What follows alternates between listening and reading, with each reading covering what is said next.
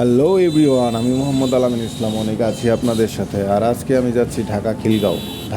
আমার একটা কাজ আছে, যেই কাজটা 3-4 দিন পরে করলেও আমার চলতো, কিন্তু আজকে যাইতেছি। এটার একটা কারণ আছে। আজকে তারিখ 6-5-2025। এই তারিখে একজন ভিআইপি আসতেছে এয়ারপোর্ট দিয়ে, বিএনপি চেয়ারপারসন খালেদা জিয়া। তিনি আসতেছেন বলে ঢাকা এলিভেটেড এক্সপ্রেসওয়ে আজকে খুলে দেওয়া হয়েছে। এই জন্য আজকে যাওয়া, যেহেতু কাজটা করতেই হবে তাই আজকে কাজটা করলে ভালো হবে, যানজট একটু কম পড়া যাবে।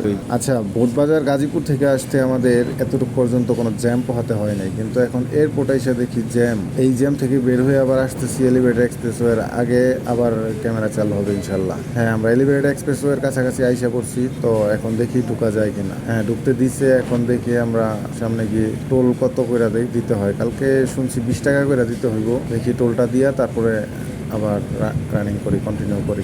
একটু কল্পনা করেন তো, যদি এই রাস্তাটা সব সময়কার জন্য খুলে দেওয়া হতো তাহলে কতই না ভালো হতো। কত সুন্দর স্মুথ একটা রাস্তা, ব্রেকবিহীন যাত্রা। আমার আর কি, আমি তো আসি মাসে 1-2 বার, কিন্তু যারা নাকি প্রতিনিয়ত এই রাস্তায় চলাফেরা করে তাদের জন্য তো আশীর্বাদ স্বরূপ। অবশ্য আশা আছে খুলে দেওয়ার, কারণ সরকার চেঞ্জ হয়েছে, চিন্তাধারা চেঞ্জ হয়েছে, খুলে দিতেই পারে যদি একটু বাইকারদের প্রতি সদয় হয়। খুলে দিলেও আবার রিস্ক আছে। আমাদের যে রেসার আছে আমাদের বাংলাদেশে, এই রেস দিতে গিয়ে যদি উপর থেকে একটা কোনোভাবে পড়তে পারে নিচে, তাহলে তো যাবেই। আরও যারা আছে নিচে, যারা আছে তাদেরকেও নিয়ে মরবে। এটাও একটা রিস্ক। তবে আইন যদি করা হয় তাহলে কিন্তু আর কোনো সমস্যা হওয়ার কথা না। এই যে একটা সাইডে লেন আছে, এই লেন দিয়ে যদি যায়, এই লেন যারা ইউজ না করবে তাদেরকে ধরবে, সমস্যা কি, ধরে ফাইন করবে। এটাও তো একটা ইনকামের রাস্তা, দেশের জন্য ভালো হবে। শুধু একটা খাত অফ করে রাখা কি এটা কোনো ফায়দা হবে? আমার মতে এটা খুলে দেওয়াই ঠিক। ক্যামেরা আছে, সব দিকে মনিটরিং চলতেছে, দেখবে ওনারা। যারা রাস্তার সাথে অসদাচরণ করবে তাদেরকে ধরবে, মামলা দিবে, টাকা নেবে। এটাও তো দেশের কোষাগারে জমা হবে। আরেকটা ব্যাপার লক্ষ্য করছেন, এইখান থেকে কিন্তু ঢাকা শহরটা খুব সুন্দর দেখা যাইতেছে। যদিও আমার ক্যামেরায় কতটুকু দেখা যাইতেছে এটা বলতে পারতেছি না। সাইড ওয়ালগুলোর জন্য ক্যামেরাটা একটু নিচে, আর আমি তো আমার মাথাটা একটু উপরে, চোখগুলো একটু উপরে, তাই দেখতে পারতেছি আমি। আপনারা কতটুকু দেখতে পারতেছেন তা জানি না, কিন্তু খুব সুন্দর দেখা যাইতেছে। সবসময় তো যাই নিচ দিয়া, জ্যামজটের ভেতরে পড়ে থাকি, এই জন্য ঢাকা শহর খুব সুন্দর দেখা যাইতেছে। আর এখন যখন ভিডিওটা রেকর্ড করতেছি তখন আমি ফেরার পথে আমি যে কাজটার জন্য গেছিলাম ওই কাজটা করে আসছি, কিন্তু পার্সেলটা বাইকের পিছনে নিয়েছিলাম, হঠাৎ করে দেখি নাই। কিন্তু নাই যে হয়েছে, সাথে সাথে আমি টের পাইছি। এখন দেখি ওই রাস্তার ওই সাইডে পড়ে রয়েছে, মানে পিছনে পড়ে রয়েছে। তারপর আর কি করব, বাইক নিয়ে তো আর উল্টার দিকে যাওয়া যাবে না। এই জন্য আমি বাইক ওই জায়গায় রাইখা তারপরে পার্সেলটা নিতে আসলাম। ভাগ্য ভালো যে দেখতে পারছি। এখন এখান থেকে নামবো, এলিভেটেড এক্সপ্রেসওয়ে থেকে কুড়িল বিশ্ব রোড দিয়ে নামবো। চলেন একেবারে 300 ফিট গিয়ে তারপর ক্যামেরা অন করি। আচ্ছা, এখন দেখা যাক আমার বাইকের হেলথটা কেমন আছে। একটু টান দিয়ে দেখা যাক কি অবস্থা, কত ওঠে।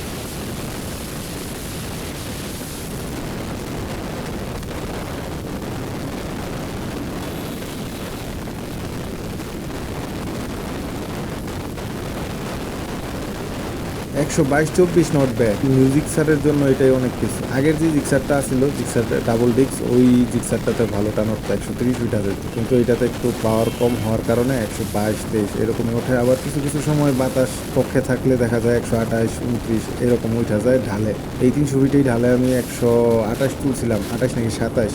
আচ্ছা, এই জায়গা থেকে বের হয়ে যাওয়ার পথে আরেকটা সুন্দর জায়গা পড়বে, ওই জায়গায় ক্যামেরাটা অন করবো। ওকে, এখন যেই প্লেসটায় আছি আমরা, এই প্লেসটার নাম জিন্দা পার্ক। যদিও আমরা এখন ঢুকবো না, কিন্তু এর বাইরের সৌন্দর্যই গুড এনাফ। গাইস, যখনই আমি ঢাকা বাইপাস ইউজ করে বাণিজ্য মেলা বা 300 ফিট যাই, তখনই আমি জিন্দা পার্কের এই এরিয়াটা একটা চক্কর দিয়ে যাই, কারণ এই জায়গাটা আমার কাছে খুবই অস্থির লাগে। আপনারা একটু দেখে বলেন কমেন্টে কেমন লাগে আপনাদের কাছে এই জায়গাটা। Just look at this place. এই জায়গায় বসে বসে 2-3 ঘন্টা অনায়াসে একা একা কাটিয়ে দেওয়া যাবে। তাই এমন একটা সুন্দর জায়গা আমি কখনো মিস করি না। যখনই এই দিক দিয়ে যাই তখনই এই জায়গাটা একবার হলেও ঘুরে যাই। যদিও জিন্দা পার্কের ভিতরে এখন ঢুকবো না, তারপরে আমি এর আগে অনেকবার গিয়েছি এই জায়গায়। জায়গাটা খুবই সুন্দর, মানে আর্টিফিশিয়াল একটা গ্রাম তৈরি করা হয়েছে। এই গ্রামের ভিতরে মাটির ঘর আছে, তারপরে একটা লাইব্রেরি আছে 3 তলা। ওই লাইব্রেরিতে ডিজিটাল সরঞ্জাম যা আছে তা কিন্তু নিয়ে যাওয়া যায় না, খালি পায়ে যাইতে হয় আর মোবাইল ছাড়া যাইতে হয়, আমি যতটুকু জানি যে সময় আমি গেছিলাম। এখন যদি সময় স্বল্পতা না থাকতো তাহলে অবশ্যই এই জায়গায় কিছু সময় দিয়ে যেতাম। ওই যে ওই লোকটার মতো দেখেন বসে আছে। এখন আর কি করার, যাই আমরা আমাদের গন্তব্যের দিকে যাই। আসার সময় এরকম কালো মেঘ আর ঝড় আমাকে ধাওয়া করছে। আতঙ্কে থাকবো নাকি এনজয় করব সেটাই আমি বুঝতে পারছি না। আকাশ হয়ে রয়েছে কালো মেঘে অন্ধকার আর রাস্তা হয়ে রয়েছে ধুলোয় অন্ধকার। এখন কি এটা এনজয় করব না ভয়ে থাকবো সেটাই বুঝতে পারছি না। তারপর আমার কাছে ভালোই লাগতেছে। আপনারাও দেখেন গাইস, বৃষ্টির আগে যে আবহাওয়াটা হয় সেটা কিন্তু আমার কাছে খুব ভালো লাগে। আপনাদের কার কার কাছে ভালো লাগে সেটাও আমার কমেন্টে জানান। আমি জানি খুব কম মানুষই আছে বৃষ্টির আবহাওয়া যাদের ভালো লাগে না। হ্যাঁ, বৃষ্টি হলে অন্য হিসাব, কারণ বৃষ্টির সময় অনেক কাজকর্ম করা যায় না, অনেক জায়গায় যাওয়া যায় না। কিন্তু বৃষ্টির আগের মুহূর্তটা খুবই সুন্দর হয়, আকাশটা কালো মেঘে ঢেকে থাকে আর পরিবেশটা খুবই সুন্দর লাগে।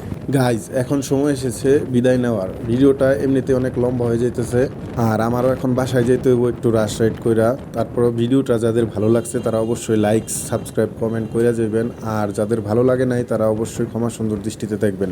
সবাইকে থ্যাংক ইউ ভিডিওটা দেখার জন্য। আসসালামু আলাইকুম।